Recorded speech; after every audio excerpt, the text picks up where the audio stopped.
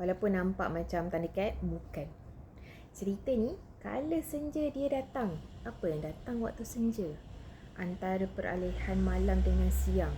Apa yang suka tempat-tempat macam antara panas dengan sejuk? Syaitan lah.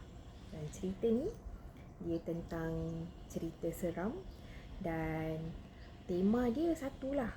Apa yang datang waktu senja, waktu malam, ditulis oleh 3 orang penulis yang sangat-sangat hebat, Anwar Darwish, Saiful Zaman Ahmad dengan Saidi Nur Azam. Saya memang nak cerita ni surprisekan saya, jadi saya tak nak ambil tahu yang sebelum-sebelum ni.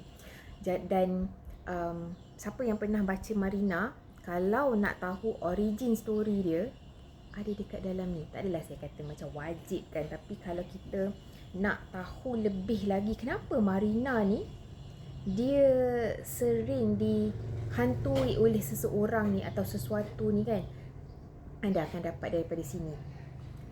Cerita dia bukanlah nak kata satu universe, sebab ada cerita dekat dalam ni yang balik ke masa lalu. Dan ada unsur-unsur pendekar-pendekar macam tu lah. Sekarang mana ada sangat kan pendekar keyboard warrior adalah. Jadi cerita dia temanya sama.